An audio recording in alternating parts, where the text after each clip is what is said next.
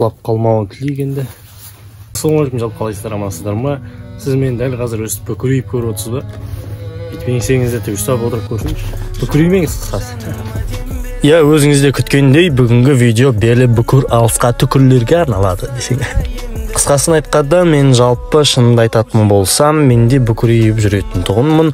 Одан кейін бір видео менің өмірімді түбегейлі өзгертті десем де болады. Бір видео көргеннен кейін мен одан кейін тік ұстап жүретін болдым.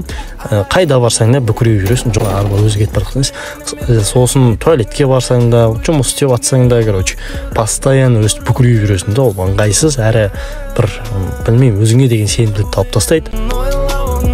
Ең бірінші сізге барып плотно бір созылу болу керек қой, бар. Короче, турникке барып бір 10 минуттай, 5 минуттай тұра алғаныңызша тұрсаңыз. Арқаны түзетудің әртүрлі жолдары бар. Мысалы, аэробикаға жазыласыз, болмаса бодибилдер болыңыз.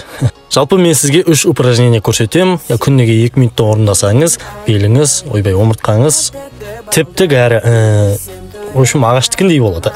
Бірінші жаттығуды орындау үшін осындай құрал керек, яғни қарапайым сүлгі, орамал, полотенце, не дейді тағы.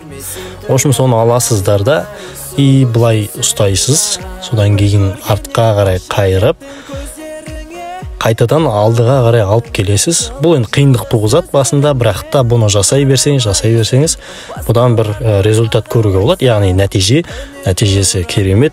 Жалпы бірақ біраз уақыттан кейін бұл сізге действовать етпей қалады. Басқа қандай жаттығу жасау керек болады. Жалпы адамның тәні ол бір үлкен ғылым десек те болады.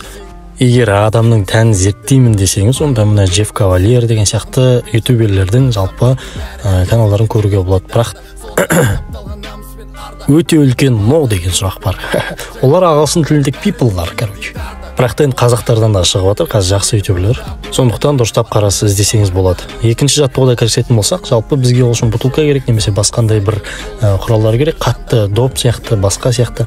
Бұны жалпы осы тұсқа қоямыз, яғни омыртқаның осы тұсына қойсақ, бұл омыртқамыздың созылуына көмектесіп, жалпы 1-2 минутта жатсақ жеткілікті негізінде. Енді өміріңіздің соңына дейін өстіп майысып жүрмейтін шығарсыз енді. Тік жүру жалпы адамға өте уверенность сыйлайды. Үшінші жаттығу мен тапқан жаттығулардың ең кереметі, жалпы оны орындаңыздар. Керегеге барып арқаңызбен тақалып тұрасыз. Бүкіл жерде кереге бар шығар, по идее, бүкіл үйлер керегеден тұрады емес пе? Содан кейін мына жамбасты, мына арқаны, мына иығы жақты және де мына басты тигізесіз де, қолыңызды былай жоғары көтеріп, қайтадан түсіресіз. Сол кезде бұдан да бір эффект пайда болады, яғни тік жүруге. Бұны күнделікті қайталап тұру керексіз. Жалпы осы көрсеткен 3 жаттығудың барлығын күнделікті түрде қайталап тұрсаңыз, онда базар жоқ, тік жүретін адамдардың қатарында боласыз, және өзіңізге сенімді әрі нық сөйлейтін адам боласыз. Өзіңіз байқап көріңіз, осы 3 жаттығуды бірдей күнделікті қайталап, ал мен әзірге кеттім. Осымен соңы сау болыңыздар.